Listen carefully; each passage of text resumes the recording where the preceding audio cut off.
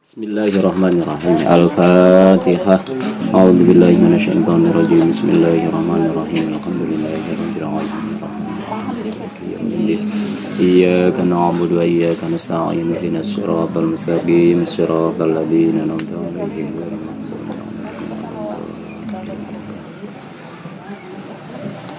Bismillahirrahmanirrahim.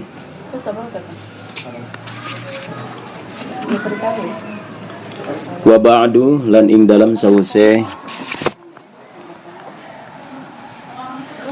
madkur ma taqaddam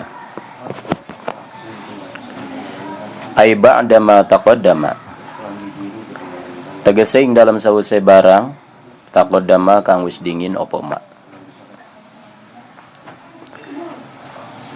bayan ma min lil bayan minal basmalati nyatane basmalah.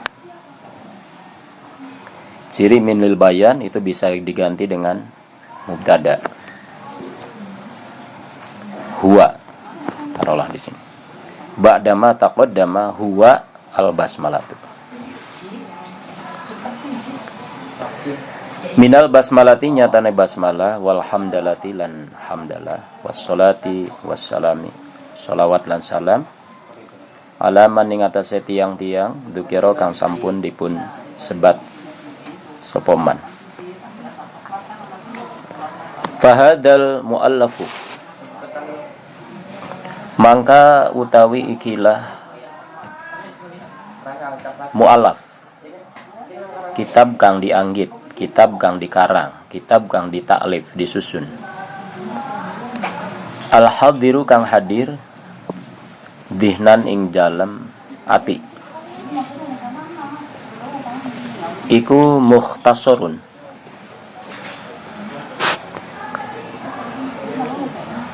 kitab kang ringkes. Qalla tegese kang kidik, qalla ya di situ qalla bukan salah cetakan baru ya. Qalla lamnya tuh nggak ada alifnya, di situ ada alifnya. Salah, nggak ada kan ya? Qalla tegese kang kidik apa lafduhu lafade mukhtasar. Ini namanya tafsir bisifat namanya. Jadi ada sifat yang fungsinya li tafsir. Di sini kan qalla kang kidik. Nah, itu kan jadi sifat dari mukhtasar. Tapi yang memang namanya mukhtasar itu ya qalla lafdu wa katsuru makna. Berarti itu namanya tafsir bisifat. Jadi nanti bisa kang aslinya merujuk ke jabatan kalimat aslinya itu jadi sifat, karena lamun ada jumlah jatuh sesudah isim nakirah kan ditarkib jadi sifat. Mukhtasarunnya kan nakirah, kan begitu. Nah, tapi nanti merujuk kepada fungsi daripada na'at tersebut. Nah, itu berfungsi taukid, maka nanti maknanya tegese juga boleh. Jadi qalla tegese kidik apa lafduhu lafade mukhtasar wa katsura lan akeh apa maknahu maknane mukhtasar minal ikhtisari mustaq saking masdar al ikhtisar fil fiqhi kang tetep ing dalam nerangaken ilmu fikih. Wa ba'du sesudah apa yang tadi didahulukan. Nah, ini wa ba'du ini dimabnikan doma. Karena aturan mainnya untuk lafadz ba'du lan sebangsane itu ketika mudhof ilaihnya dibuang seraya masih diniati keberadaan mudhof yang dibuang itu, maka efeknya masih ada, yaitu dengan berupa kemabnian doma. Tapi lamun dibuang blas tanpa diniati, ya nasab jadinya wa ba'dan. Sama kasusnya seperti amma ba'du tuh begitu. Itu membuang mudhof ilaih seraya masih diniati, dimabnikan doma. Sama seperti goer, lafadz goer wajaba an-nasbu la goeru, andai katanya. Ora liyane nasab. Nah, nasab itu apa? Itu mudhof ilaih yang dibuang. Gitu. Yang dibuangnya masih juga diniati, ada efeknya.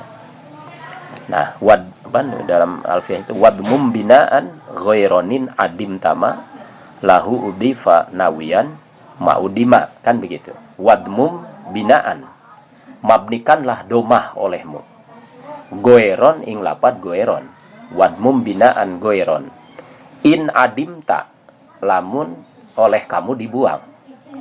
Ma barang, ya, lahu udipa, yang kepadanya lapad goer itu dimudopkan, berarti maknya itu mudop ileh. Ketika oleh kamu dibuang mudop ilehnya, tapi nawiyan, lahu udipa nawiyan ma'udima, tapi seraya masih diniati. Ma'udima mudop ileh yang dibuang itu dimabdikan doma, jadi goeru. Nah, nanti nadom berikutnya kan qoblu kagoeru ba'du hasbu awalu. Nah, persis seperti lapad goer dalam kasus ini adalah lapad qoblu, lapad ba'du, lapad hasbu, lapad awalu, itu persis sama. Artinya ketika mudhof ilaih mereka itu dibuang seraya masih diniati, itu mereka dimabdikan doma, termasuk ba'du di sini. Dan makanya tafsirannya itu ai ba'dama taqaddama. Nah, ma taqaddamanya dibuang tapi masih diniati. Nah, bayane ma taqaddama yaitu basmalah, artinya sesudah basmalah, hamdalah, sholawat dan salam kepada orang-orang yang tadi disebutkan, dari mulai baginda Rasul, keluarganya dan sampai sahabatnya. Fahadal muallaf. Nah, mengapa pakai fa? Karena taqdimul jar wal majrur awi dzurfi itu nanti ada yang bimanzilati syarti, sehingga nanti kesininya ada fa jawab syarat seolah-olah begitu. Nah, di sini kan didahulukan dorob. Nah, pendahuluan dorob atau jar majrur itu bisa bimanzilati syarti, seolah-olah syarat. Nah, jadi kemudian sesudah itu, nah itu tuh seolah-olah ada syarat, maka gitu. Jadi sesudah itu maka, nah gitu tuh. Itu maka tuh kok ada maka, kan nggak ada syarat di situ, kan ada syarat tuh lamun barang siapa, gitu kan? Begitu. Di sini kok nggak ada. Oh, begini. Jadi taqdimud dzaraf atau jar majrur itu bisa bimanzilati syarti. Begitu. Nah, termasuk di sini wa ba'du fahadal muallaf al-hadiru dihnan. Nah, karya ini fahadal muallaf. Jadi karya tulis ini, karangan ini yang hadir di dalam hati, al-hadir dihnan adalah mukhtasarun. Jadi ini adalah sebuah kitab yang singkat. Gitu bahasa ininya. Fahada mukhtasar. Hada itu kan isim isyarah. Mana musyar ilaihnya? Mu'allaf.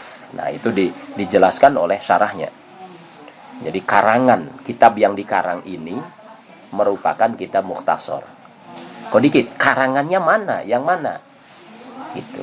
Padahal waktu itu kan kalau hada itu kan isim isyarah. Lamun isim isyarah berarti kan ada musyar ilaihnya, yang ditunjuknya, kan gitu, objek penunjukannya. Ini, nah berarti harus ada bendanya, ada barangnya. Nah gitu. Nah, sementara ketika ngarang itu dikala itu kitab Qurratul Ain itu belum ada. Gitu. Jadi masih kan pada waktu itu kan bismillahirrahmanirrahim. Alhamdulillah Alhamdulillahilladzi hadana lihada wa ma kunna linahtadiya illa an hadanallahu. Nah, bla bla bla begitu. Kemudian sampai ke fahadah, ini adalah kitab singkat, kitab fahada mukhtasarun. Kan pada waktu itu mukhtasarnya belum ada. Tuh, karena baru mau mulai disusun kan gitu. Padahal penggunaan isim isyarah itu harus merujuk ke musyar ilaihnya. Mana ini musyar ilaihnya? Oh, musyar ilaihnya al-mu'allaf, ya karangan. Iya, orang karangan kan belum jadi.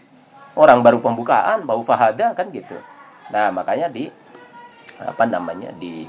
disifati, dijelaskan mu'allaf yang dimaksud itu al-hadir dihnan. Tuh, yang secara konkret mungkin belum wujud gitu. Tapi secara abstrak dia sudah ada di dalam hati. Tuh, jadi sah menjadi musyar ilaih. Begitu. Jadi ini karangan yang ini nih, yang sudah ada di hati saya, yang sekarang akan diungkapkan dengan bahasa tulis. Itu adalah sebuah kitab mukhtasar. Tuh, makanya nanti di kitab-kitab suka ada hadiru dihnan, itu berarti mukodimah itu memang dibuat mendahului persis sebelum ngarangnya sama sekali. Kan nanti bisa jadi dikarang dulu, kemudian baru dibikin mukodimahnya. Nah, kalau begitu berarti kan sudah musyar ilaihnya sudah konkret, sudah ada. Itu mah nanti jangan al-hadiru dihnan, enggak boleh karena sudah wujud di situ. Nah, makanya nanti kita bilang mun ada al-hadiru dihnan, berarti ketika itu memang bikin mukodimahnya belum ada itunya. Nah, seperti Alfiyah itu kan sebelum beliau mengungkapkannya dengan bahasa tulisan, itu sudah ada semua di hati 1000 nadum itu. Nanti bab ini begini bunyinya, 1000 nadum sudah ada. Karena konon ngarangnya itu kurang dari 5 hari selesai. Konon begitu. Nah, sehingga ketika sekalipun belum ada secara konkret gitu. Tapi secara abstrak dia sudah ada di dalam hati. Makanya sah menjadi musyar ilaih. Tapi bahasanya al-hadir dihnan. Jadi ini yang ada di benak saya untuk diungkapkan secara tertulis berikut ini adalah sebuah kitab singkat mukhtasar sebetulnya. Jadi kitab singkat itu mukhtasar itu artinya qalla lafdu wa katsura makna, sedikit lafadznya banyak maknanya. Itu minal ikhtisar, mustaq saking lafadz ikhtisar. Jadi lafadznya sedikit, maknanya banyak. Artinya kapasitasnya tuh. Jadi makna yang tercakup itu melebihi dari kuantitas lafadznya. Gitu. Jadi lafadznya sedikit, maknanya banyak. Dalam bahasa ilmu balaghah namanya ijaz. Kan ada ijaz, itnab, musawat, kan begitu kan. Jadi ijaz adalah mengungkapkan suatu makna. Nah, di mana menggunakan ungkapan yang jauh lebih sedikit dari maknanya itu sendiri. Jadi makna yang disampaikan 10, nah menggunakan ungkapan kurang dari 10, 9, 8, 7. Nah, tapi tidak mengurangi makna yang disuguhkan. Itu namanya ijaz. Nah, bahasa di sini ikhtisar. Bisa jadi sebaliknya, makna yang mau diungkapkan 10. Gitu. Tapi diungkapkan makna yang mau disuguhkan, disampaikan kepada audien itu 10. Tapi takbir atau lafadz yang digunakan itu lebih dari 10. Jadi lebih dari maknanya. Itu namanya itnab namanya. Jadi itnab itu kebalikan dari ijaz. Begitu. Tapi tetap tidak tidak merusak gaya bahasa. Memang itu gaya bahasa itnab. Kalau rusak ya bukan itnab. Kalau rusak nantinya tuh tatwil itu. Nah, jadi ari itnab ijaz itu tetap masih ke dalam koridor balaghah. Gitu. Nah, lamunan bukan itnab jadi terlalu bertele-tele, wah ya bukan itnab. Itu sudah bukan balaghah namanya. Ngayaya itu. Artinya terlalu bertele-tele. Kemudian kalau musawat ya itu berarti mengungkapkan suatu makna dengan lafaz yang sama dengan maknanya itu. Jadi ungkapannya makna yang disuguhkan 10, ungkapan yang digunakan, lafaz yang digunakan 10. Artinya ukurannya sama lah gitu. Antara lafaz dengan makna. Itu namanya musawat. Jadi ijaz, itnab, musawat. Nah, kalau ini ikhtisar ini nanti mimbabil ijaz nanti larinya ke sana. Jadi qala lafdu katsura ma'na. Nah, jadi kitab ini ke depan Qurratul Ain yang kemudian disyarah oleh Fathul Mu'in itu sebetulnya tidak lebih dari kitab mukhtasar sebetulnya, singkat sebetulnya. Nah, kemudian menerangkan apa kitab singkat itu. Nah, di sini diterangkan fil fiqhi, menerangkan ilmu fikih. Kan ada mukhtasar fin nahwi, mukhtasar fi sharfi, bla bla bla gitu. Nah, kalau di sini mukhtasar fil fiqhi. Jadi kitab singkat yang isinya menerangkan ilmu fikih. Apa sih ilmu fikih itu? Huwa utawi fikih lugatan mungguh lugoh. Secara bahasa iku al-fahmu faham. Wastilahan lan mungguh istilah iku al-ilmu ngawruhi. Bil ahkami kalawan piro-piro hukum asyariyati kang bangsa syarat. Al-amaliyati kang bangsa amal. Bahasa sekolahnya tataran praktis. Al-muktasabi kang al-muktasabu, ini sifat dari al-ilmu kalau ini. Kang din alap min adillatiha saking piro-piro dalile ahkam at-tafsiliyati kang bangsa rinci. Wastimdaduhu lan utai sumber fikih atau pengalapannya fikih iku minal kitabi saking Al-Qur'an, taknya panjang, wasunnati lan hadis, wal ijma'i lan ijma, kesepakatan para ulama, wal qiyas lan qiyas. Wa faidatuhu lan faidahe utai faidahe fikih iku imtitsalu awamirillahi ta'ala, nurut ing pira-pira perintahe Allah ta'ala, wajtinabi nawahihi lan nije wajtinabu nawahihi lan ngadoi pira-pira larangan cegahan Gusti Allah. Mukhtasar ini mau menerangkan ilmu fikih. Ari fikih ku apa sih? Huwa fikih itu secara bahasa makna lugo sebelum dicatut menjadi istilah ulama ahli fikih. Itu namanya lugotan. Karena jauh sebelum ada ilmu fikih kan bahasa Arab sudah ada. Nah, kemudian belakangan ketika timbul dikompilasikan yang namanya ilmu fikih, kan perlu istilah-istilah di dunia ilmu fikih itu. Itu kan mencatut, meminjam atau mengambil kata dari bahasa Arab, kemudian dimaknani sendiri versi ilmu yang bersangkutan, namanya istilah. Gitu. Sehingga sebelum di suatu kata itu dijadikan istilah suatu disiplin ilmu, dia sebetulnya sudah mustamal dalam filugo, dalam keseharian, dalam bahasa sehari-hari, termasuk fikih. Seperti sholat, ya sholat itu sebelum dicatut, sebelum diambil menjadi istilah ulama ahli fikih juga. Nah itu di sana sudah digunakan yang namanya sholat itu dengan makna doa, gitu. Nah jadi ada makna lugawi, ada makna istilahi. Nah dari mana istilahi mah? Jadi suatu lafad ya diambil oleh ulama ilmu yang bersangkutan, taruhlah ulama fikih, kemudian dibikin kesepakatan bahwa nanti untuk kasus ini yang begini, ini kita beri istilah sholat, ya wes. Nah, jadi sholat itu adalah aqwalun wa af'alun, jadi suatu istilah untuk digunakan sebagai sebutan bagi aqwalun wa af'alun, maksusatun, muftatahatun bitakfir, muftatamatun bitaslim, bla bla bla gitu. Nah itu namanya nanti makna istilah. Sehingga makna istilah itu sebetulnya makna lokal sebetulnya tuh. Jadi makna yang sudah tidak luas sekupnya tuh. Jadi hanya menurut disiplin ilmu. Yang bisa jadi nanti si kata yang sama nanti di disiplin ilmu yang lain dipakai istilah lagi dengan arti yang berbeda. Gitu. Kadang-kadang makanya likulli fanin istilahun. Setiap fan itu punya istilah masing-masing. Sekalipun kata yang digunakan istilahnya sama, tapi nanti artinya berbeda-beda. Nah, tapi jauh sebelum itu sebetulnya kata itu sudah digunakan dalam bahasa. Nah, makanya ada istilah menurut bahasa. Nah, termasuk fikih. Sebelum diartikan sebagai ilmu fikih, dia sudah digunakan. Nah, fikih secara bahasa itu adalah paham. Itu hanya sebatas paham aja. Paham bahwa Zaid itu ayahnya Bakar. Ini fikih. Paham bahwa 2 ditambah 2 itu 4. Fikih. Paham bahwa 4 dibagi 2 itu 2. 4 dikurangi 2 itu 2. Itu paham itu. Itu fikih. Terserah pemahamannya terhadap apa, itu namanya fikih menurut bahasa.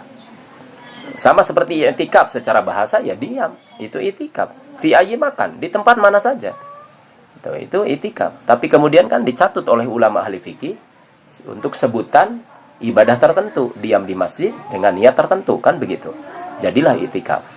Nah, itu kan berarti makanya sekupnya lebih kecil lagi. Padahal ketika di bahasanya yang namanya di i'tikaf itu diam, terserah. Mau di masjid, mau di luar masjid, mau ananiate, mau beli, ya i'tikaf. Ya gitulah. Makanya ada i'tikaf secara bahasa, ada i'tikaf secara istilah. Fikih juga sama.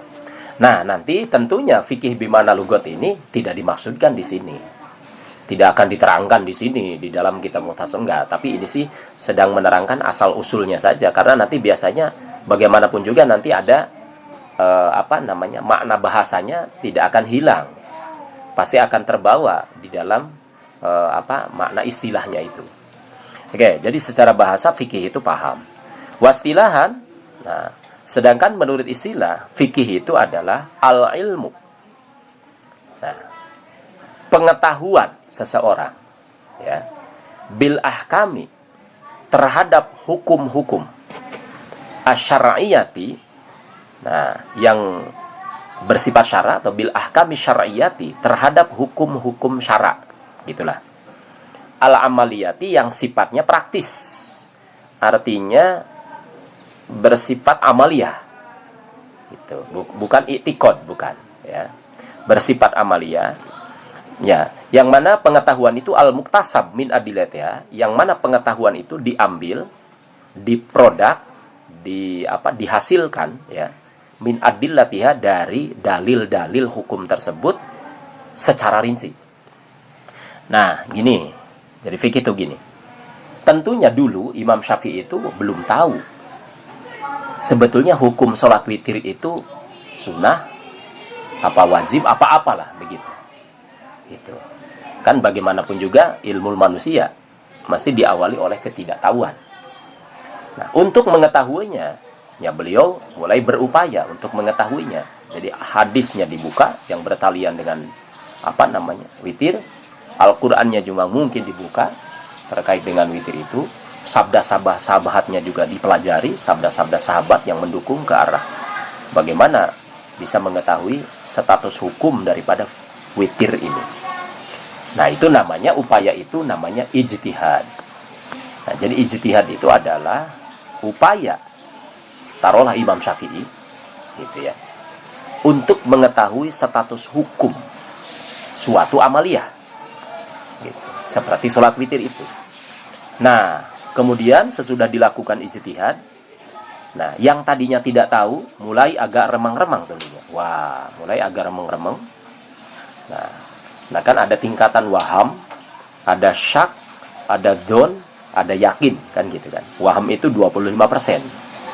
Berusaha sinyal kecil. Kemudian nanti meningkat ke syak. Nah, udah mulai 50%. Gitu. Tapi kan masih seimbang dengan yang satunya, kan gitu. Nah, kemudian meningkat lagi dari syak itu 75% don, dugaan kuat.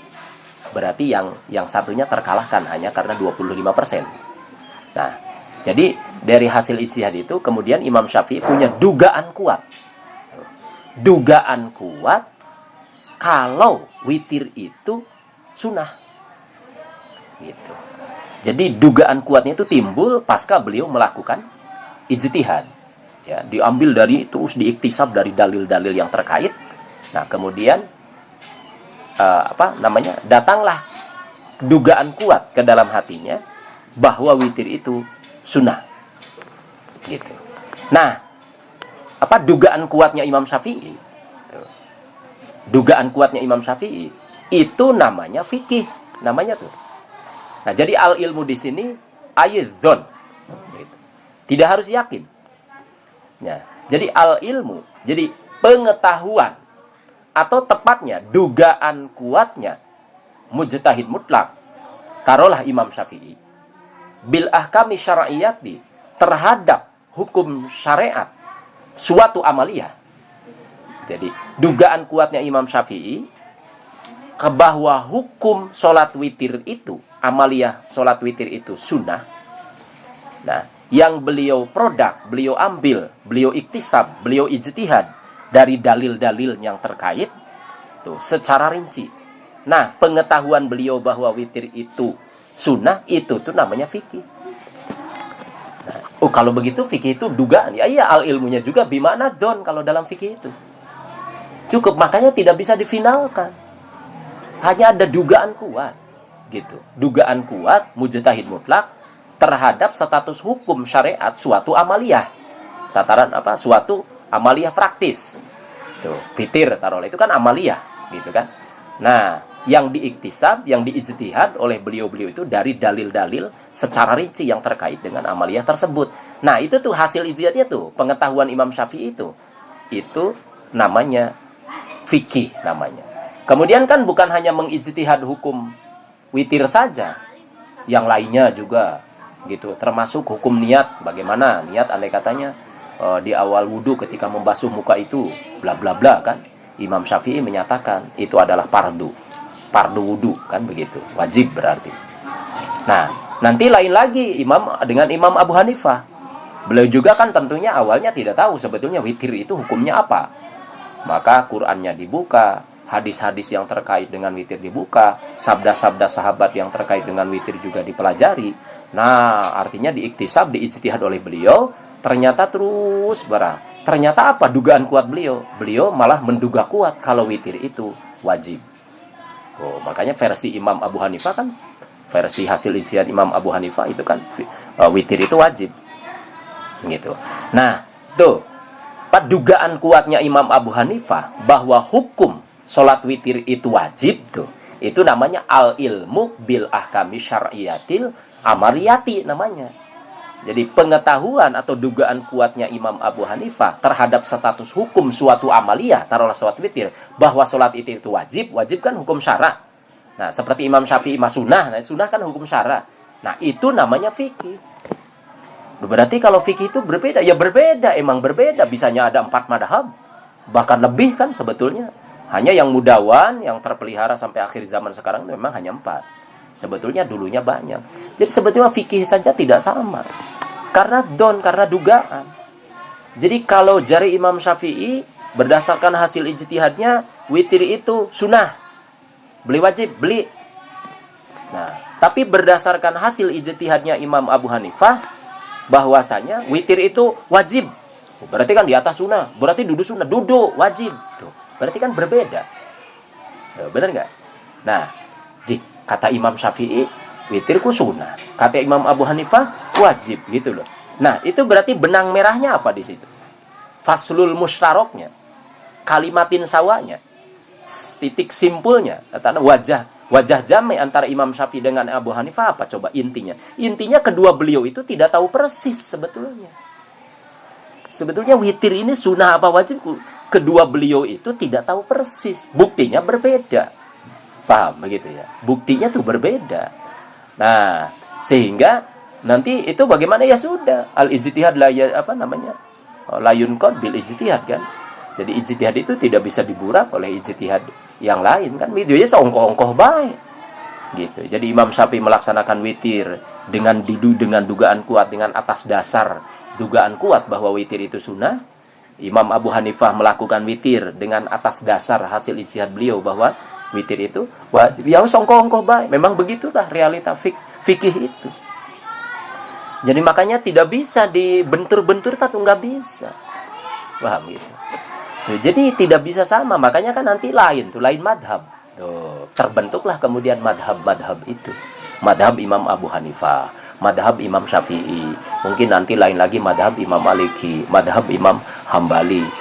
Nah, tapi kan nanti tidak semua orang bisa mencapai derajat iktisab, ijtihad, kan begitu? Tidak kan? Tidak bisa kan? Tidak semua orang bisa memproduk kedelai jadi tahu, jadi tempe, jadi tauco, jadi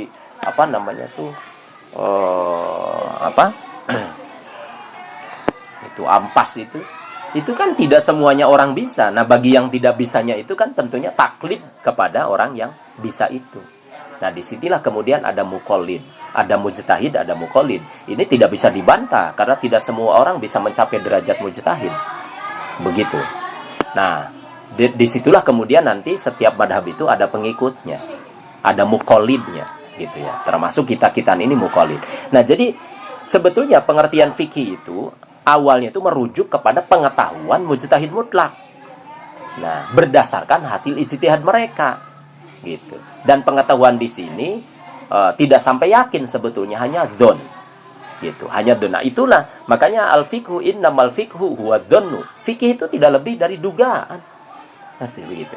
Jadi ujung-ujungnya ya tidak tahu, gitu. Titik simpulnya tidak tahu, hanya saja ada upaya untuk mengetahui, itu saja. Karena yang dinilai oleh Allah itu bukan masalah hasilnya witir itu sebetulnya sunnah, wajib, bahkan makruh, fardu, bagaimana, enggak. Upaya untuk mengetahui, tolabul ilminya itulah yang kemudian diberi pahala oleh Allah.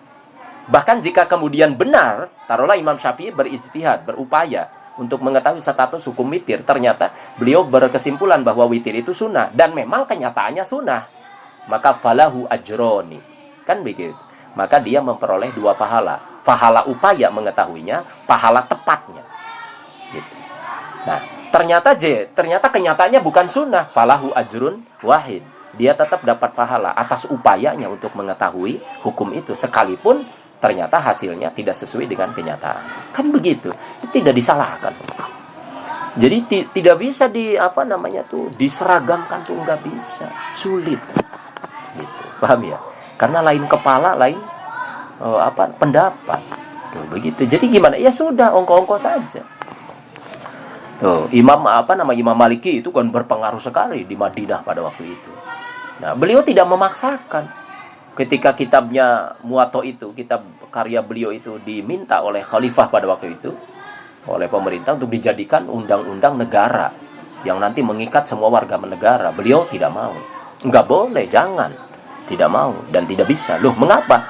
Karena nanti setiap daerah itu ada fikihnya sendiri. Hebat sekali jawabannya. Jadi nanti di Hijaz lain lagi, nanti di Mesir fikihnya ya tidak sama dengan fikih saya. Di sana ada ulamanya yang memproduk fikih sesuai faktor geografis di sana.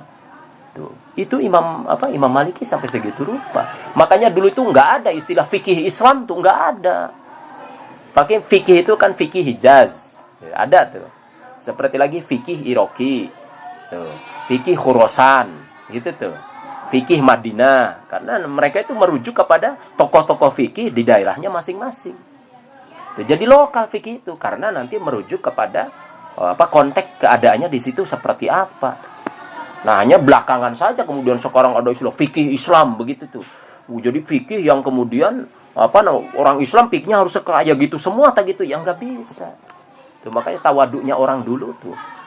Nah, satu, buktinya Imam Maliki tidak mau kitabnya itu dijadikan undang-undang negara sebagai rujukan, karena nanti setiap negara punya fikih yang berbeda, setiap daerah itu. Nah, hebat kan begitu. Nah, kemudian kedua, tidak ada istilah fikih Islam, malah fikih itu dinisbatkannya ke, kalau tidak ke orangnya, ke mujtahidnya, ya ke daerahnya. Fikih Iraki, fikih Khurasan, kan di dalam madhab Syafi'i juga kan ada torik Iraki, ada torik Khurasan, sama-sama madhab Syafi'i. Paling nanti ada fikih Syafi'iyah, fikih Maliki, fikih itu. Jadi dinisbatkan kepada imam-imamnya.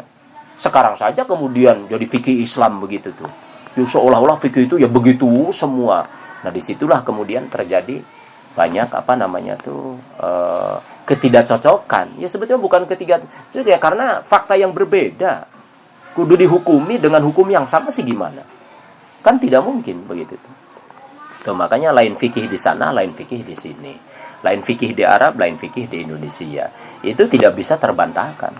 Tuh, kalau Islam itu ingin betul-betul rahmatan lil alamin, itu ya di situ letaknya. Karena kan jawaban itu harus sesuai dengan pertanyaannya dong.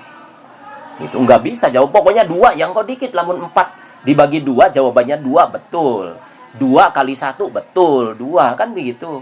Kemudian apalagi andai katanya tuh 1 kali 2 andai katanya dibalik, betul begitu, 8 dibagi 4 gitu. Tapi permasalahannya apa? Soal itu begitu semua. Kan nanti ada yang lain. Benar begitu. Nah, disitulah kemudian asbabun nuzul itu kan berbeda-beda. Gitu. Kalau Al-Qur'an saja asbabun nuzul berbeda, kemudian ada yang turun itu berbeda sesuai dengan asbab nuzulnya. Kenapa kemudian sekelas fikih yang tidak akan mencapai sekelas Al-Qur'an kok mau disamaratakan? Tidak sesuai dengan waqiahnya. Jadi ini asbabnya seperti apa? Fakta di lapangan seperti apa? Kan begitu. Jadi di Indonesia itu faktanya seperti apa? Beda dengan di Arab. Kan begitu. Pelajari itu. Belajar geografinya, belajar antropologinya, belajar keadaan sosialnya seperti apa. Itu kan harus dipelajari. Di sana sedikit bandingnya, paling 2-3. Katanya satu negaranya juga kecil. Mungkin kalau di Indonesia kelasnya provinsi. Kan gitu. Irak, Iran itu kalau di Indonesia malah provinsi itu. Kecil banget. Tuh, kalau di Indonesia ya itu kan kelasnya hanya provinsi. Tuh, kemudian banyak ada berapa di Indonesia dari Sabang sampai Merauke. Pulaunya saja ribuan, berapa ratus suku bangsa, bahasanya saja berapa beragam bahasa gitu. Nah, itu kemudian mau disamakan nanti fikihnya dengan di sana. Oh ya nanti dulu. Gitu. Jadi harus dibedakan. Kalau memang monoagama, Seperti di sana, pada Arabe, Bani hanya sedikit, kemudian Islam KB, mayoritas paling tidak. Oh ya enak, kemudian daerah wilayahnya mung semono. Wis negara Islam yo ya, bisa saja disepakati begitu. Kalau di kita ya harus ada kesepakatan dulu. Tidak seperti di sana. Itu juga harus dikaji itunya. Nggak bisa sembarang seperti itu. Jadi fikih itu begitu sebetulnya. Kemudian fikih itu tidak mau ini ke agama, ke negara. Fikih itu. Jadi pokoknya pemahaman seorang mujtahid mutlak terhadap hukum syariat suatu amaliyah yang diambil dari dalilnya yang rinci, itu namanya fikih. Kemudian kan ditulis oleh Imam Syafi'inya tuh, ditulis di kitab Al-Um. Ini sebagai hasil ijtihad sayanya tuh, bahwa witir itu sunnah yundabu dan seterusnya. Imam Abu Hanifah juga nulis kitab-kitab itu. Nah, gitu tuh. Nah, kemudian nanti belakangan kitab fikih itu nanti bisa diartikan pengetahuan mujtahidnya itu sendiri, bisa diartikan kompilasinya yang sudah ditulis itu. Nah, ini seperti kitab Al-Um itu bisa dibilang itu kitab fikih. Padahal kan itu bukan pengetahuan, malah itu benda mati malah. Itu karena itu sudah dibentuk menjadi kitab. Itu kan bukan pengetahuan orang, itu kan benda mati gitu. Tapi kadang-kadang fikih itu ya dimutlakannya ke sana sebagai mimbabil wasailnya. Padahal intinya fikih itu adalah pengetahuan Imam Syafi'i, berarti yang ada di hati Imam Syafi'i atau di pikiran Imam Syafi'i sebetulnya. Nah, sebelum diungkapkan, ditakbir dengan bahasa tulisan itu. Nah, kemudian itu kan ketulisan. Nah, kadang-kadang fikih juga diartikan ini. Jadi kompilasi hukum syariat gitu ya, versi hasil ijtihad seorang imam ada katanya. Nah, itu juga kadang disebut dengan fikih. Nah, kayaknya di sini juga termasuk yaitu sebetulnya. Jadi fikih yang dimaksud itu sebetulnya sudah bukan aslinya fikih itu yang ada di benaknya Imam Syafi'i itu fikih namanya, pengetahuan orang. Itu. Dan ini kemudian sudah ditulis di sini. Oh ya, itu mah bentuk ininya saja sebagai wasilah untuk mengetahui pengetahuan itu. Kayak seperti itu. Itu fikih ya, seperti itu. Wastimdaduhu lan utawi sumber atau pengambilannya fikih itu dari mana? Yang tadi dikatakan dalil-dalil tuh. Oh, yaitu minal kitab, tidak keluar dari Al-Qur'an. Itu sebagai hujah utama. Wassunnah, kemudian hadis Nabi tentunya. Ya kan? Kemudian ijma, ini ijma ulama. Kesepakatan para ulama. Kemudian wal qiyas. Nah, nanti jadi Al-Qur'an berarti dalam hal ini mutakalimnya Allah. Al-hadis dalam hal ini mutakalimnya baginda Rasul. Ijma dan qiyas itu para ulama. Ini sudah sudah lengkap sudah. Jadi ketika orang itu ingin memahami Al-Qur'an, jelas harus melalui hadis. Li'annahu la ya'rifu ma'nal Qur'an illa Rasul. Maka dilibatkanlah hadis. Tidak boleh tidak. Tapi untuk memahami hadis itu juga ternyata tidak semua orang bisa. Ini fakta yang tidak bisa dibantah, kan begitu. Nah, maka nanti baginda Rasul bilang al-ulama warasatul anbiya. Maka untuk menerjemah hadis, mentafsir hadis itu ya sahabat-sahabat yang notabene beliau adalah para ulama. Nah, gitu. Nah, maka adalah di situ ada istilah ijma dan qiyas ya. Jadi ijma itu kesepakatan para ulama, kemudian qiyas itu adalah analogi. Jadi untuk mengetahui status hukum yang di zaman suatu kejadian yang di zaman Kanjeng Nabi tidak ada, nah itu nanti merujuk ke zaman Kanjeng Nabinya bagaimana caranya. Maka itu dengan melalui qiyas namanya. Nah, jadi nggak bisa melampaui itu, sudah nggak bisa. Baginda Rasul menerima Quran dari malaikat Jibril. Tidak ada sahabat yang berambisi, sudahlah saya sih pokoknya harus ketemu langsung dengan malaikat Jibrilnya. Nggak ada sahabat yang berambisi begitu. Paham begitu?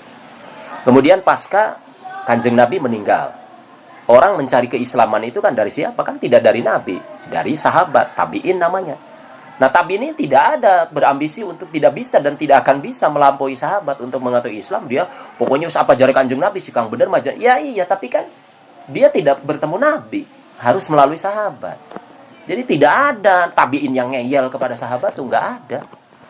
Kemudian ke sana belakangannya boro-boro bertemu Nabi, dengan sahabat juga tidak, harus bertemu tabi'in, namanya tabi'in. Ini juga tidak bisa ngeyel. Sudahlah, jangan kita kembali kepada makolahnya sahabat.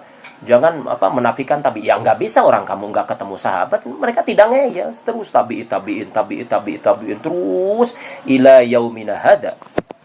Santri itu dari kiainya nggak bisa melampaui. Sudah.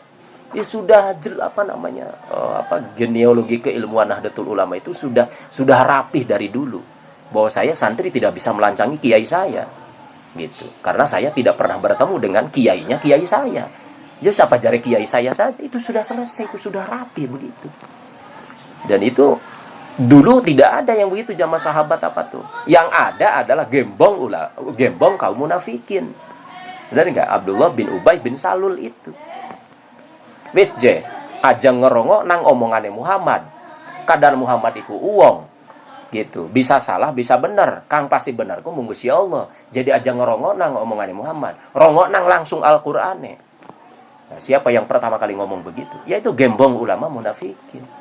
Nah, disitulah mulai ada radikalisme. Disitulah mulai ada istilah kembali kepada Quran. Nah, sekarang ada embel-embelnya kembali kepada hadis. Sekarang itu. Dan nanti ulama mau ke di mana? Gitu. Jadi dulu juga memang ada yang begitunya, tapi itu dudu jalur wong bener. Dudu jalur wong bener itu yang beli ngeyel-ngeyel itu. Jadi nabi, baginda nabi, sahabat tabiin, terus guru murid. Sampai bahasa di Indonesia santri dengan kiainya itu.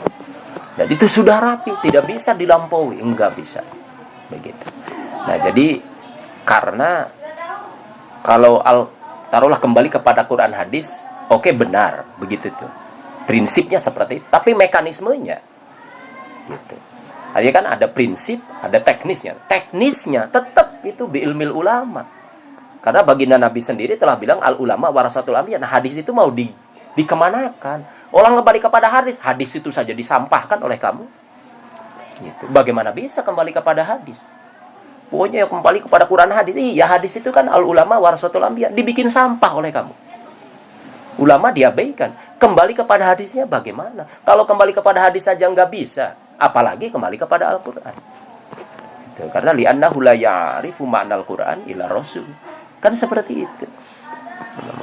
Nah, makanya ketika kalau ngaji itu ya memang jelas harus harus merujuk kepada ilmunya para ulama itu. Nggak bisa di jalan, nggak bisa di mimbar bebas, nggak bisa di seminar-seminar, nggak bisa, memang harus merujuk kepada ilmunya para ulama itu. Nah, kemudian belakangan saya juga kagum kepada para ulama-ulama Nusantara gitu, yang sekalipun katanya memang ini ada upaya Belanda untuk tidak memasukkan sembarang kitab kuning. Seperti kitab kuning yang sifatnya muharrik, menggerakkan massa, kemudian untuk bangkit. Seperti karangan-karangan Muhammad Abduh dari Mesir itu kan tidak masuk ke Indonesia. Karena memang ada filter dari Belanda, katanya begitu. Tapi kadang-kadang kita dewek masih mending benar tidak masuk. Karena faktanya di sana sendiri pada ribut membaca kitab-kitab itu. Masih di depan ya baca kitab Safina, Takrib, Fathul Mu'in, Fathul Wahab, yang tidak ada gerakan-gerakan begitu mobilisasi massa untuk berjuang kadang-kadang di depannya Kang Mengkeden kayak itu. Bahkan terus terbukti ketika mereka sudah angkat kaki di Indonesia, tetap Indonesia menjelma menjadi negara Islam terbesar dunia. Dibanding dengan Mesir sekalipun, dibanding dengan Iran sekalipun, gitu. Tetap kita menjelma menjadi negara Muslim besar dunia. Nah, di situ ini kan harus menjadi bahan kajian, bahwa di kita itu memahami Quran hadis itu biilmil ulama. Makanya di dalam kitab itu ya disuguhkan perbedaan pendapat, keluasan berpikir, kemudian elastis dalam menghadapi kasus gitu tuh, kudu ya kudu fleksibel aja melihat itu. Jadi faktanya seperti apa gitu tuh. Nah, seperti di Al-Quran, bahwa saya dikecam banget yang namanya sihir itu kan haram ya. Nanti ya oke, itu memang Al-Quran, tapi nanti dikaji di dalam kajian ilmu fikih. Bagaimana kalau belajar sihir untuk menangkal sihir? Bagaimana belajar sihir untuk mengobati sihir? Kan begitu dibahas kan, itu di Al-Quran kan tidak ada begitu. Benar begitu. Nah, dari situlah nanti kita memahami ayat-ayat tentang sihir itu yang merujuknya kepada kitabnya para ulama. Dan tanpa itu sulit. gitu. Riba haram. Ya, oke, prinsipnya tidak boleh. Al-Qur'an menyatakan begitu. Bagaimana kalau seseorang itu rabi negara diponis harus sesar? Itu ya, uang uang untuk biayanya tidak punya, katanya 12 juta atau berapa juta begitu. Sementara dia bisa ada tetangga yang mau ngutangin tapi bayarnya kudu lebih. 12 juta bayarnya kudu 15. Loh, bagaimana? Apakah tetap mau dihukumi haram? Ya nggak boleh. Ya nanti solusinya gimana? Orang rabine lagi ngos-ngosan pengen kudu disesar dalam hitungan jam, tidak disesar ada katanya berbahaya untuk kehidupan dianya atau kehidupan anaknya. Gitu. Kan tidak menyelesaikan masalah. Ya beli pokoknya jadi argumen haram, kan tidak menyelesaikan masalah kan. Itu gara-gara kembali kepada Quran, mengabaikan hadis dan warasatul ambiyanya. Begitu permasalahannya. Karena banyak orang sudah tidak mau berfikir, makanya keras. Pasti itu sudah radikal sudah, karena kembalinya kepada dohir. Gitu. Karena yang bisa menangkap makna-makna di balik barang dohir itu hanya para nabi, para ulama, warasatul ambiyanya. Nah, mereka coba-coba berani ke sana, ya barang dohir melihatnya. Maka makalah Imam Syafi'i di situ nanti yang ekstrim itu beliau bilang, tapi memang fakta menyatakan benar apa yang beliau bicarakan itu. Al-akhdhu bidzawahirin nasi yajurru ila aslil kufri. Al-akhdhu utawi berpegang, utawi mengambil bidzawahirin nas terhadap lahiriahnya suatu teks. Dilihat nas lohiri baik, qatilul musyrikina kafah, wong musyrik kabeh sedunia kudu dipateni kabeh, kudu diperangi kabeh. Di situ kan dohir nas itu. Dipegang itunya saja, tidak merujuk kepada tafsir dari para ulama, asbabun nuzulnya seperti apa, hadis-hadis yang terkait ke itunya bagaimana, tidak dipelajari. Yajuru menggeret opal akhdu ila asil kufri, menggeret pelakunya itu terhadap jurang kekafiran, jurang peperangan, jurang perselisihan, jurang saling bom, jurang saling bunuh, jurang saling menumpahkan darah. Fakta Imam Syafi'i bilang wali autad kang ngomong begitu. Karena ketika kembali kepada dohir mengabaikan ilmunya para ulama, ya begitu jadinya. Jadi harus dikaji gitu. Orang beli ketemu ya wis aja ngomong. Imam Syafi'i dan ulama muzahib lah ketika ini sebetulnya hukum ini bagaimana ya? Dibuka hadisnya, dibuka Qur'annya dengan dengan yang terkait dengan ternyata tidak ditemukan ini. Nah, itu namanya ijtihad mandul kan, ijtihad akid. Dikala itu bagaimana? Ya sudah mauquf. Jadi bagaimana enggak tahu. Karena wis digolati apa wis mentok. Kita beli blank sudah. Ya sudah, beliau juga mauquf sudah. Artinya tidak memberikan keputusan hukum. Gitu. Beliau juga begitu. Ya, kalau memang tidak ketemu ya sudah tidak ketemu, berarti ijtihadnya itu tidak berhasil, namanya ijtihad mandul itu, ijtihad hakim itu. Nah, seperti itu. Nah, jadi fikih itu nanti merujuknya kepada Al-Qur'an, kemudian al-hadis, ijma, ini jelas para ulama dilibatkan wal qiyas. Nah, jadi ketika kita ngaji Safinah, apakah pengarang Safinah ini punya kepentingan politik? Ya sudah tidak. Pertama, beliau sudah ada di alam sana, sudah tidak punya kepentingan apa-apa, tidak apa-apa, tidak ada kepentingan. Benar nggak begitu? Gitu. Nanti lain lagi ketika ngaji di mimbar-mimbar bebas, kan itu pasti itu banyak sekali rongrongan kepentingan itu. Ya, apalagi zaman kampanye, isu agama diketengahkan begitu. Nah, seperti itu. Wa faidatuhu lan utai faedah fikih iku imtithalu awamirillahi ta'ala wajtinabu nawahi. Nah, kemudian faedah daripada fikih itu ya kanggo apa? Ya itu jelas lah. Untuk mengikuti apa yang Allah perintahkan dan untuk menjauhi, dan sebaliknya untuk menjauhi apa yang Allah larang. Allah melaweni. Nah, jadi hari ini tuh perintah Allah apa larangan? Ya itu hanya itu kan nanti kalau perintah itu nanti tidak akan keluar dari wajib sunnah. Kan begitu. Larangan itu kan makruh haram. Tuh, di antara keduanya kan mubah. Itu kan ahkamus syar'iyah al-amaliyah kan begitu. Larinya kemana? Ya harus merujuk ke hasil ijtihadnya para ulama. Ini sunnah apa wajib, apa haram, apa makruh, apa mubah. Kan begitu. Tuh, imtithalul awamir. Awamir itu kan kalau perintah berarti bisa perintah wajib, bisa perintah sunnah. Nawahi cegahan bisa larangan wajib, larangan haram, larangan makruh. Di antara keduanya bisa mubah. Itu kan merujuknya ke hasil ijtihadnya para ulama. Ya ke fikih itu. Jadi orang kalau pengen nurut ning Gusti Allah, nurut ning perintahnya, nurut ning larangane, jelas kudu ngaji ilmu fikih. Tanpa fikih beli bisa wis pribet. Nanti begitu. Beli bisa sudah. Udah nggak bisa. Bagian padu hoak bagian nggak bisa.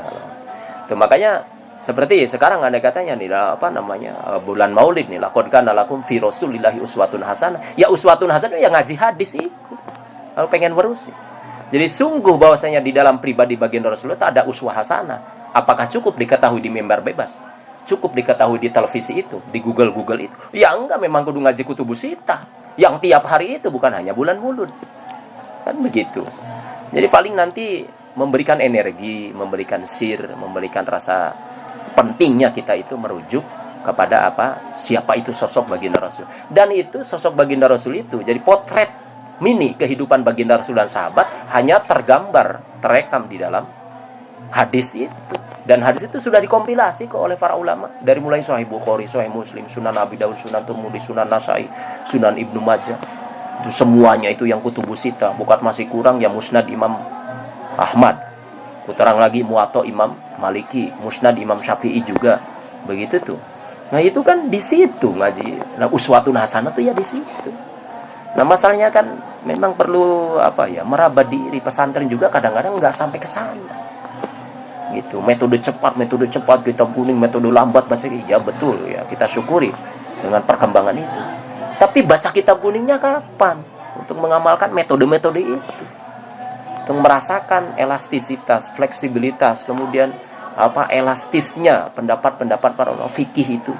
Bahwa fikih itu tidak kerang, fikih itu tidak galak, fikih itu tidak ekstrim, fikih itu tidak radikal.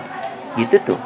Jadi pemikiran-pemikiran itu kan hanya ada disuguhkan di dalam kitab kuning dan itu harus dikaji, gitu. Dikaji di sininya itu kan pasca yang metode-metode itu. Pasca ngaji kitab Jurmiyah, ngaji kitab Amriti, ngaji kitab Mutamimah, ngaji kitab apa Alfiyah, bengen mah sampai Mughni Labib, bengen harus tinggal kenangan kan gitu. Mughni Labib. Dan pasca itu tidak berhenti karena itu hanya kan mimbabil wasail. Makosidnya kan baca kitab kuning. Memahami Quran hadis dengan kitab kuning itu. Nah, artinya itunya tuh kadang-kadang nggak sempat disuguhkan. Gitu. Baca dewek ning umah boro-boro kan begitu. Nah, salahnya. Nah, itu juga kan perlu diwaspadai. Sehingga mereka bisa jadi hafal Alfiyah, bisa jadi paham Jurmiyah, paham Amriti, belum sempat mengenyam apa sih kitab kuning itu keluar. Dia belum punya identitas sebetulnya karena hanya sebatas gramatik. Ya pesantren modern juga ada gramatik. Sekalipun bahkan nanti tidak sehebat dia gramatiknya. Tapi pemahaman terhadap wacana agama itu belum kan begitu. Nah, kemudian datang nanti paham-paham baru. Nah, itu permasalahan sebenarnya. Permasalahan. Oke, jadi fikih itu untuk bisa imtithal wa awamira. Hanya saja nanti begini sebetulnya, imtisal dan ijtinab itu. Itu hanya ekspresi. Hanya wujud nyata. Nah, dari rasa wedi ning Gusti Allah. Makanya makna hakikat daripada takwa ning Gusti Allah iku wedi ning Gusti Allah. Ittaqullah. Wedi sira kabeh ning Gusti Allah. Fattaqun naro lati wa kuduhanas, takutlah kamu kepada neraka. Nah, artinya jadi takwa ning Gusti Allah itu wedi ning Gusti Allah. Nah, dari rasa takut itu karena takut begitu Allah ngongkon pasti ngelakoni, pasti imtithal karena wedi sih. Ketika karena rasa takut kepada Allah, ketika Allah mblaweni, ya pasti dia tidak mau karena takut sih kepada Gusti Allah. Sebetulnya begitu. Ya, jadi fikih itu fungsinya untuk menjembatani bagaimana orang mengekspresikan rasa takutnya kepada Allah. Nah, gitu loh. Kita mau wedi aja. Allah bukatan mungkin ki bloli jari Gusti Allah. Oh, jari Gusti Allah oleh ya wis. Kan pikir. Kita mau wedi je, bukan jari Gusti Allah kudu mengkenen. Oh, emang Allah ngongkon mono. Oh, ya kan. Nah, itu fikih di situ. Paham itu. Nah, penanaman takut rasa takut kepada Allah mungkin bukan wilayah fikih. Penanaman rasa takut sih nanti ngajinya lain lagi, sekalipun mungkin bisa saja disuguhkan ditanamkan ketika ngaji fikih. Memang suka begitu. Fikih itu bukan sufi, tapi penanaman ngaji sufi itu kadang-kadang sudah ditanamkan dalam pengajian sufi, sekalipun bukan maksud ya, bukan tujuan utamanya. begitu kadang-kadang begitu. Seperti tauhid ini kan bukan kitab tauhid, tapi dalam penerangan juga kadang-kadang ya ditanamkan tauhid itu sudah ditiupkan ruh-ruh itu. Nah, modelan di sini sebetulnya takut ning Gusti Allah tidak bisa dipelajari dengan fikih dohir kan gitu. Jadi harus ada penanaman khusus tentang bagaimana seseorang itu bisa wedi ning Gusti Allah. Nah, lamun sudah wedi ya pasti nurut tabli wurung yang wedi sih. Gitu kan begitu. Nah, di sini jadi fikih itu kok di sini kok fikihnya apa faedah fikih itu adalah imtithalu awamir, imtithalu kan takwa. Ya iya emang. Hanya saja pengertian takwa itu sebetulnya bukan ini. Takwa itu aslinya wedi ning Gusti Allah, ekspresinya ini. Nah, jadi fikih itu menjembatani orang untuk mengekspresikan rasa takutnya kepada Allah. Gitu. Nanti takut kepada Allah kan berarti nanti dua efeknya. Saat nurut ning perintahe. Nah, ngadohi larangannya. Masalah mana perintahnya? Tuh. Mana wajibnya, mana sunahnya? Mana kewajiban dari Allah, mana kesunahan dari Allah? Mana larangan haram dari Allah? Mana larangan makruh dari Allah? Ya, itu kan fikih yang menyuguhkan. Tapi itu. Makanya di sini wa faidatuhu imtithalu awamirillah wajtinabu nawahi. Ala madhabil imami. Ingat ase madhabe yang kang dari panutan. Ada dari imam. Al-mujtahidi kang ahli ijtihad mutlak. Abi Abdillah Muhammad bin Idris Asy-Syafi'i. Abi Abdillah alam kunyahe Abi Abdillah. Muhammad alam isimnya, nama aslinya Muhammad bin Idris kan. Nah, kan ada alam kunyah, alam isim, alam lakob kan gitu kan. Gitu. Alam kunyah yang biasa diawali oleh abu atau ummu kan gitu. Alam isim ya nama asli, nama aslinya Zaid, punya anak Khalid, jadi dia diberi nama Abu Khalid. Nah, Abu Khalid namanya alam kunyah, Zaid namanya alam isim.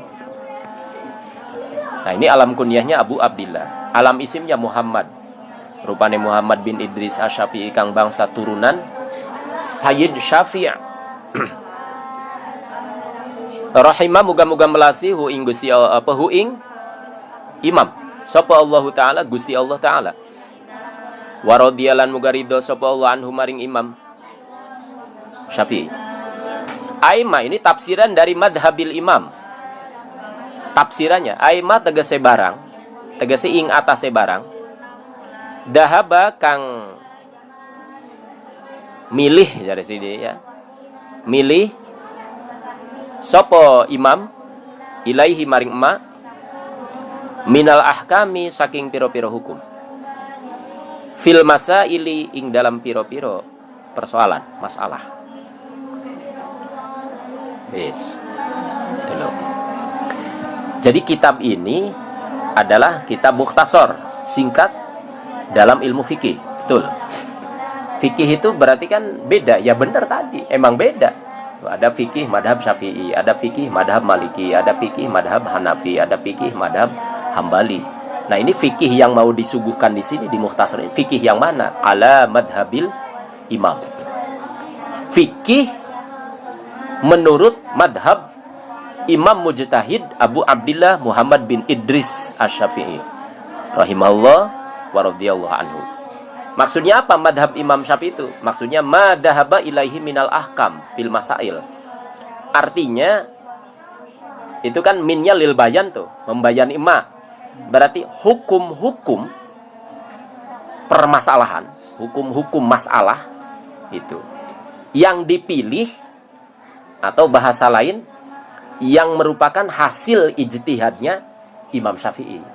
Tuh, seperti witir itu menurut Imam Syafi'i sunnah gitu tuh. Itu namanya madhaba ilaihi minal ahkam fil masail namanya. Tuh, jadi maksud madhabil imam itu artinya madhab Imam Syafi'i itu artinya hukum-hukum masalah yang didahaba ilaihi oleh Imam Syafi'i, artinya yang dipilih oleh Imam Syafi'i melalui proses ijtihad. Artinya pilih di sini artinya pilih itu bukan artinya sembarang pilih. Artinya sembarang pilih artinya mengikuti kecenderungan hatinya ketika melalui proses ijtihad. Kecenderungan oh ini kayaknya apa namanya di atas kayak tuh apa berarti sunnah ini. Diduga kuat mas sunnah gitu, sunnah. Tapi kan tidak sampai yakin. Nah, itu namanya dahaba. Ketika sudah ada kesimpulan begitu, akhirnya hati beliau kan dahabanya ke sana, cenderungnya.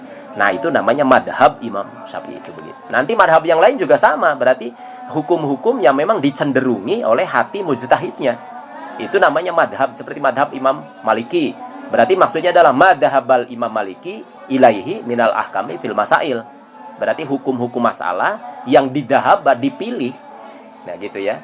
Artinya dicenderungi oleh hatinya Imam Maliki melalui proses ijtihad. Seperti itu. Wa Idris sulan utai Idris iku waliduhu ramanipun Imam Syafi'i. Wa huwa utawi Idris iku Ibnu Abbasin, putra dari Said Abbas, bin Utsmana, putra dari Said Utsman, bin Syafi', putra dari Said Syafi', bin As-Sa'ib, putra dari Said Sa'ib, bin Ubaid, bin Abdi Yazid, bin Hashim, ke atasnya bin Al-Muttalib. Tuh, perhatikan tuh. Ke atasnya bin Abdi Manaf.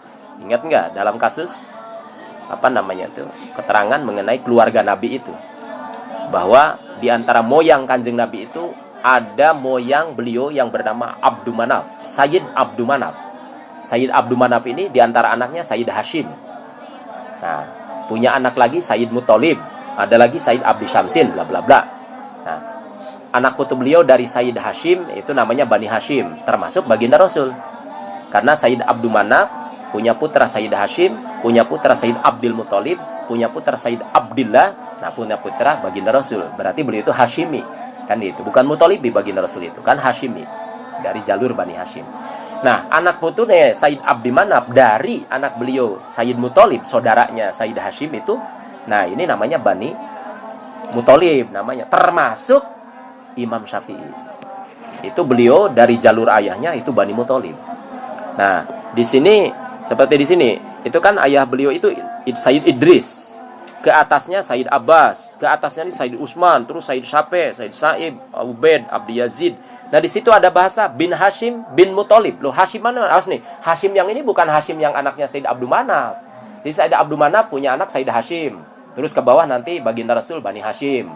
Kemudian punya anak Sayyid Muttalib. Nah, untuk ke jalur Imam Syafi'i kan Sayyid Abdul Muttalib itu punya anak. Di antara namanya tuh ada yang diberi nama Sayyid Hashim sama dengan uaknya gitu loh. Nah, nanti dari Imam Syafi'i itu dari jalur Muttalib bin, kemudian ke bawahnya ke Bani Hashim, kemudian terus bla bla bla bla sampai ke ayahnya Sayyid Idris, kemudian melahirkan beliau Imam Syafi'i. Coba lamun dihitung itu cucu keberapa dari Sayyid Abdul Manaf itu. Coba lamun dihitung berapa tuh? Sayyid Idris itu ayah beliau ya, 1. Abbas, Utsman, Syafi' 4, Sa'ib 5, Ubaid 6, Abdi Yazid 7, Hashim 8, Muttalib 9. Tuh. Berarti beliau itu kemudian cucu yang ke-9 taruhlah dari Sayyid Abdul Manaf. Tuh, gitu. Itu berarti beliau itu Muttalibi dari Sayyid, dari pihak ibu dari pihak ayahnya. Nah, ternyata dari pihak ibunya beliau itu Hashimi ternyata. Karena ibunya itu konon itu tuh di sini nggak dijelaskan ya. Itu adalah cucu ke-7 dari Sayyidah Fatimah, binti baginda Rasul. Jadi disitulah Bani Hashim dan Bani Muttalib itu bermuara dari sosok yang penuh berkah itu ya Imam Syafi'i. Jadi dari jalur ibunya beliau itu dari Bani Hashim, dari jalur ayahnya itu dari Bani Muttalib. Menjelmalah seorang imam besar, Imam Syafi'i. Gitu. Nah, kemudian wa Syafi'i lan utai Sayyid Syafi'i. Huwa ya Sayyid Syafi'i iku alladzi tiang yunsabu kang dinisbataken, dibangsaaken ilaihi maring alladzi sapa al imamu Imam Syafi'i. Gitu. Wa aslamalan manjing Islam sapa huwa Imam Syafi'i, Sayyid Syafi'i, wa abuhlan ramane Sayyid Syafi'i, yaitu as-saibu rupane Sayyid Sa'ib yauma badrin ing dalam dinane perang Badar, ing dalam dina perang Badar, perang pertama di dalam Islam. Nah, Sayyid Syafi'i itu adalah moyang Kanjeng Nabi, moyang Imam Syafi'i yang dijadikan penisbatan beliau. Kan Muhammad nama beliau itu. Ke atasnya Idris, Sayyid Idris. Ke atasnya Abbas. Ke atasnya Utsman. Ke atasnya Syafi'. Nah, Syafi' ini berarti moyang yang ke berapa ini? Keempat. Itu kan ayahnya Sayyid Idris. Di atas ayah berarti kakek, Sayyid Abbas. Di atas kakek berarti buyut, Sayyid Utsman. Di atas buyut berarti Syafi'. Nah, ini bau berarti kan buyut bau. Nah, Syafi' itu baunya Imam Syafi'i. Syafi'. Nah, kepada Sayyid Syafi'i inilah Imam Syafi'i menisbatkan diri. Asy-Syafi'i, kang bangsa Sayyid Syafi'. Itu adalah nama seorang moyangnya. Begitu. Nah, jadi biasanya memang orang Arab itu suka menisbatkan diri kepada salah seorang moyangnya, wabil khusus moyangnya yang jadi tokoh. Biasanya begitu. Nah, seperti pengarang Alfiyah Imam Ibnu Malik itu sebetulnya ayahnya namanya Abdullah. Beliau namanya Muhammad, jadi Muhammad bin Abdillah. Tapi beliau enggak ngomong itu, qala Muhammadun wabnu Maliki, enggak wabnu Abdillah. Karena konon Malik itu yang kakeknya Imam Malik, Imam Muhammad itu, Muhammad bin Abdillah bin Malik itu sufi besar. Nah, sehingga beliau ala sabili tabaruk mengibnukan kepada kakeknya. Padahal beliau cucunya aslinya. Itu pertama. Kemudian yang kedua memang ta'aduban kepada Kanjeng Nabi, kan. Nah, untuk ya kan sama kan nama beliau Muhammad, kemudian nama Kanjeng Nabi Muhammad, nama ayah beliau Abdullah, itu ya kaligannya sama, Muhammad bin Abdillah kan begitu. Nah, jadi untuk ala sabili ta'adub, nah beliau langsung mengibnukan kepada Malik. Memang ada alasan lain itu, Imam Malik itu seorang yang alim. Sehingga sebagai bentuk tabarukannya itu beliau mengibnukan diri kepada kakeknya itu. Nah, Imam Syafi'i itu menisbatkan diri kepada Syafi'i karena moyang Kanjeng Nabi yang di antara moyang Kanjeng Nabi itu yang sahabat Nabi itu adalah Syafi'i itu. Anak Syafi'i yang sudah enggak ketemu Nabi. Syafi'i dengan ayahnya yaitu Sayyid Sa'id itu bertemu Nabi, masuk Islamnya juga di perang Badar itu. Itu kan perang pertama di dalam Islam, masih awal-awal. Kan. Jadi baginda Rasul 2 tahun di Madinah, 2 tahun pasca hijrah tuh terjadilah perang Badar. Nah, di hari perang Badar itulah Sayyid Syafi' dan Sayyid Sa'id itu masuk Islam. Begitu, artinya mengikuti ajaran Nabi itu. Nah, jadi kedua beliau itu Sayyid Syafi' dan itu sahabat. Nah, jadi ala sabili tabaruk kepada moyangnya ya sahabat itulah, maka Imam Syafi'i menisbatkan dirinya Asy-Syafi'i. Muhammad bin Idris Asy-Syafi'i, enggak Muhammad enggak madhab Idrisi, enggak madhab Abbasi, enggak madhab Utsmani, begitu tuh enggak. Madhabnya ke Syafi'i itu. Ala sabili tabaruk ini.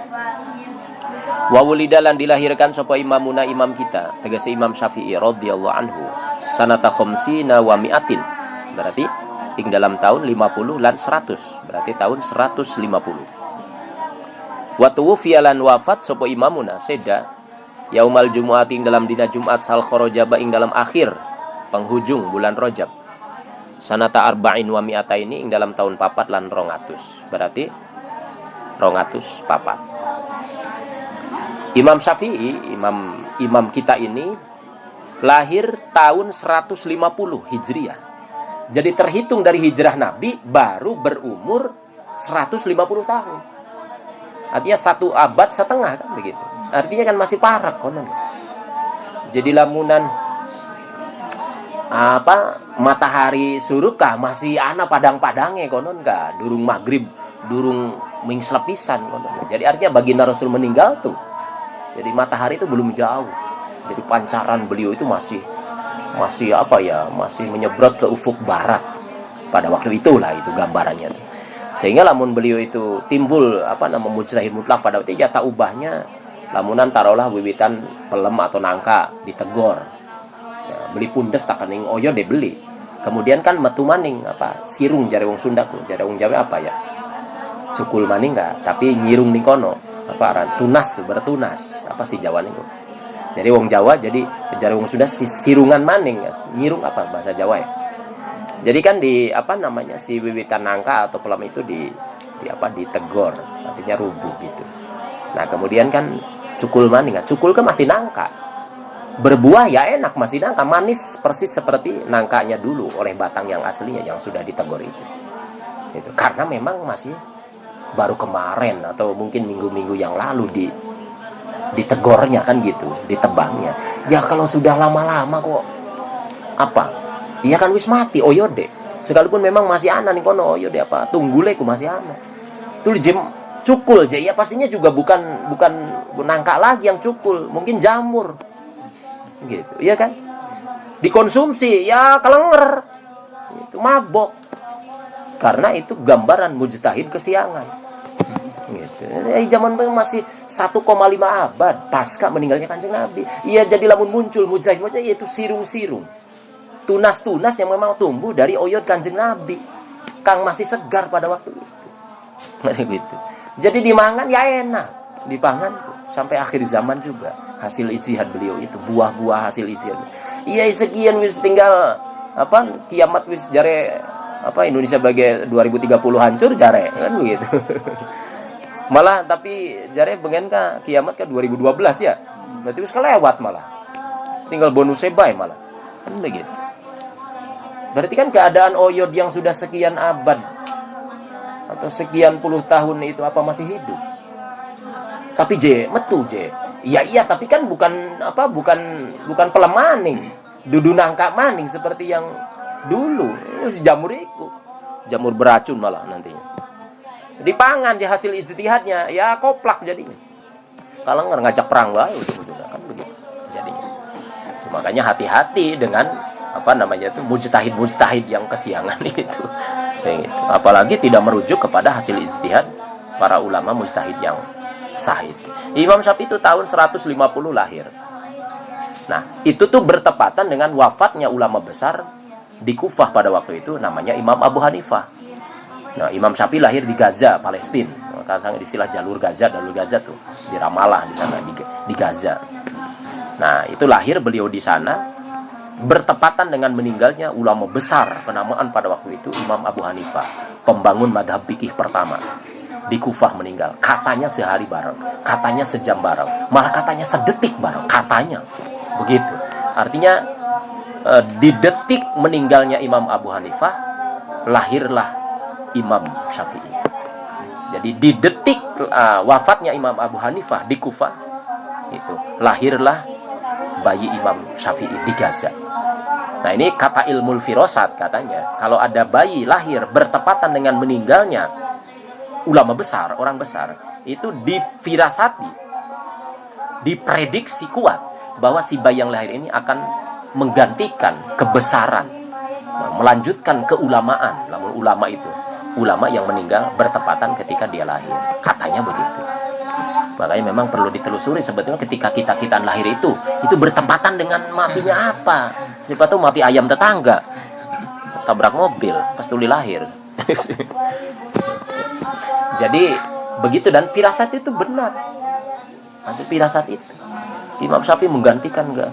Jadi enggak bertemu Imam Syafi'i dengan Imam Abu Hanifah, ya beliau belajar dari santri-santrinya Imam Abu Hanifah.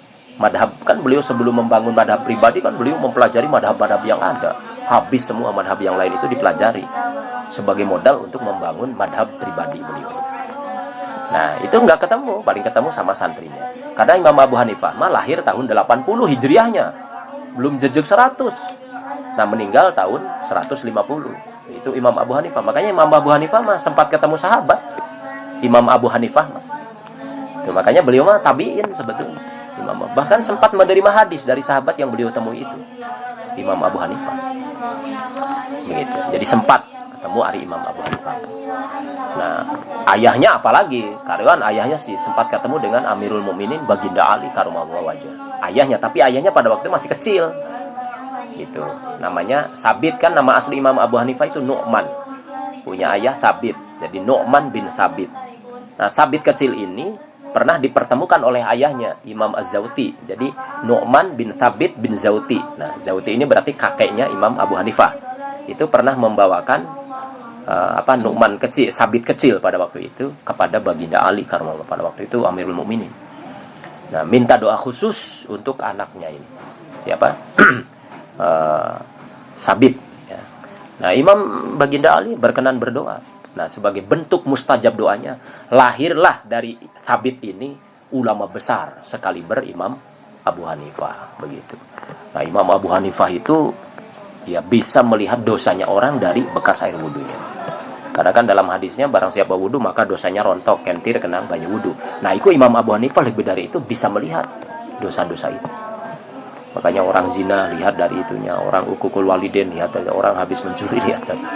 Itu Imam Abu Hanifah. Nah, itu ulama besar. Itu doanya Imam Ali Karamallahu aja seperti itu. Oke, itu Imam Abu Hanifah. Jadi lahirnya Imam Syafi'i bertepatan dengan lahirnya Imam Abu Hanifah di Kufah. Nah, kemudian wa tuwfiya yaumal jum'ati. Nah, wafatnya pada hari Jumat. Imam Syafi'i wafat pada hari Jumat di penghujung bulan Rajab tahun 204. Berarti usia beliau enggak nyampe 60. 54 tahun. Lahir 150, 204 meninggal kan 54 tahun. Gitu. Seperti Akang itu kan 55 atau 56 kan enggak nyampe 60. Al-Mukarram, Al-Maghfurlah. Gitu. Nah, Imam Syafi'i juga enggak nyampe 60. Tapi ilmunya itu hidup sepanjang zaman sampai detik ini. Terserah ada mujtahid yang anti, ada mujtahid yang mengharamkan taklid segala macam. Mereka semua bertekuk lutut. Itu tidak ada apa-apanya. Kadar mereka itu pada ngomongnya bahaya, buktikan. Berfikih tanpa bermadhab sebagaimana. Beragama tanpa bertaklid mau bagaimana? Kan begitu. Nah, jadi beliau meninggal pada hari Jumat. Sudah mah orangnya 7 tahun hafal Quran, 10 tahun hafal Muwatta, 15 tahun sudah mencapai derajat ijtihad sebetulnya. Tapi beliau tidak membangun madhab kecuali sesudah pasca meninggalnya Imam Malik gurunya itu. Nah, itu beliau ya. Kemudian lagi dari jalur ayahnya beliau Bani Hashim, cucu ke-9 dari Said Abdul Manaf. Jadi beliau bermuara dengan Kanjeng Nabi itu di Said Abdul Manaf. Itu. Darah biru beliau dengan Kanjeng Nabi itu bermuara bertemu di Said Abdul Manaf itu. Dari jalur ibu beliau itu Bani Hashim. Karena ibu beliau itu cucu ke-7 dari Sayyidah Fatimah binti Rasulillah. Kurang apa? Meninggalnya hari Jumat pisan. Tidak mau diikuti. Tidak percaya dengan makolahnya. Kemudian ilmunya hidup sepanjang zaman. Malah ada hadis Nabi yang menyatakan bahwa alimu Quraisyin yamla'u tobaqul ardi ilman. Au kama qala Rasul. Muncek orang Sunda mah isuk jagading isuk jaganing geto gitu sih kurang Sunda. Bakal aya hiji alim Quraisy anu ilmuna gitu merata di bumi. Alimu Quraisyin yamla'u tabaqul ardi ilman. Jadi besok bakal ana wong alim Quraisy kang ilmu nungkap di bumi cah jare Kanjeng Nabi. Nah, itu Imam Ahmad, muridnya Imam Syafi'i. Beliau kan tidak kurang dari 1 juta hadis hafal. Imam Ahmad itu 1 juta hadis. Jadi nu palsu lagi hafal gitu. Nah, kita sampean kan boro-boro nu aslina. Gitu. Boro-boro palsu nu asli tak apal-apal kan gitu. Imam itu tidak kurang dari 1 juta hadis. Alfi hadis hafal Imam Ahmad itu muridnya Imam Syafi'i. Beliau menyatakan bahwa yang dimaksud dengan hadis ini alimu Quraisy oleh hadis ini tidak lain adalah Imam Syafi'i. Ya tulis bener. Yang mayoritas madhab madhab fikih dunia itu ya Imam madhab Syafi'i. Berarti ya itu sudah ada firasat begitu dari yang dengan. Nah, kemudian kan ayah beliau Sayyid Idris itu kan tirakatnya konon tidak kurang sampai 25 tahun ingin punya anak soleh itu. Dan itu beliau jaga jangan sampai ada makanan yang haram. Bahkan makanan syubhat sekalipun beliau jaga untuk tidak masuk ke dalam perutnya menjadi darah dan daging dan nanti menjelma menjadi turunannya, tidak boleh gitu. Nah, hanya saja pasti jenis waktu konon lagi wudu asar tak apa itu, kemudian anak delima apa pelam lamun bahasa kita mungkin jambu apa itu kentir konon kan banyak gak dijukut ya kan gak buka konon kaberan ge arep buka puas. Nah, beli mungkin ya manusiawi ya tidak sadar tak apa jadi dimakan. Nah, selesai itu Masya Allah, innalillahi, ini buah dari mana? Jambu kentir ini nanti orang yang punyanya ridho enggak dimakan oleh saya? Sudah bertahun-tahun puasa kok saya makan sebiji jambu ini saja, nanti bagaimana? Wah, dia prihatin banget pada waktu itu, prihatin berat. Akhirnya beliau berinisiatif untuk menelusuri sungai itu, mencari di mana pohon jambu itu berada. Ditelusuri sampai datang ke, memang ada di situ, ada kebunnya. Kebun apa namanya? Mungkin jambu kalau bahasa kita, ada yang ngomong delima, ada yang ngomong apa. Nah, ternyata ada petaninya di situ. Nah, jadi tanya-tanya, ya akhirnya ditunjukkan, kemudian datang, kemudian ya basa-basi, anak apa dan seterusnya, kenalan. Jadi ini Pak, ceritanya dari awal kronologisnya seperti itu. Jadi intinya saya datang ke sini mau istihlal, amri halal kan gitu, mau minta dihalalkan itu jamu, sebiji jambu yang saya makan itu. Karena saya takut nanti membesar menjadi darah dan daging. Darah dan daging membesar dari barang haram tidak bisa dibersihkan kecuali dengan api neraka. Oh begitu ya. Nah, ternyata kan bukan orang sembarangan ternyata itu, petani itu. Nah, tapi jadi ingin dihalalkan. Oh ya wis mangga, tapi kenen gimana? Jadi saya ini punya anak, anak perempuan, ya. Tapi dia itu buta, ya. Terus juga tuli. Terus juga dia itu bisu. Terus juga dia itu lumpuh. Dan tangannya juga jimpe atau keplek, tidak fungsi. Terus gimana Pak? Nah, Bapak mau menghalalkan jambu yang kamu makan itu. Kalau kamu mau dikawinkan, mau mengawini anak saya yang keadaannya seperti itu. Coba, kayak apa? Kin oli apa emang sih? Waduh ya buta, iya tuli, iya bisu pisan, lumpuh keplek pisan, ya tuli priben. Coba.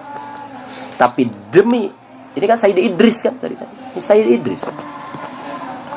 Artinya tirakat beliau tuh. Tapi demi menghalalkan sebiji jambu, daripada saya diinterogasi oleh malaikat, daripada saya nanti sengsara di neraka hanya gara-gara tidak dihalalkan sebiji jambu, masih mending sengsara punya rabi kayak kenen. Kan konon. Paling pira sih suwe beli suwe kan begitu. Umur kan tidak ada yang tahu. Nah gitu. Hanya disanggupi. Coba. Oh, berarti wong bener kan gitu. Gitu. Nah, ya terjadilah Qabil itu zawajtuka dan Qabil itu. Nah, ternyata itu perkataan majaz semua. Gitu. Ternyata majaz semua. Sampai kaget Imam Syafi'i juga. Katanya sempat masuk kamar keluar lagi. Punten baje. Ini sebetulnya istri saya mana? Ya orang itu ada di kamar kan? Ya ada, tapi orang dia bisa melihat kok. Dia bisa mendengar. Dia bisa berbicara, enak suaranya didengar. Bahkan biasa aja normal gitu. Cantik jadi beli sewaya-waya. Jangan-jangan itu bukan istri saya. Iya memang itu istri kamu. Anak saya yang saya kawinkan kepada kamu itu ya itu dia. Loh katanya bisu. Artinya dia bisu terhadap ucapan-ucapan yang diharamkan.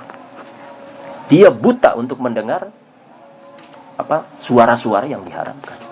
Dia lumpuh, tidak suka berjalan menuju hal-hal yang diharamkan, bla bla bla bla bla begitu. Oh, ternyata itunya juga memang ya kelas wali lagi mungkin keluarnya. Nah, kemudian dari hasil perkawinan itu lahirlah ya Imam Syafi'i.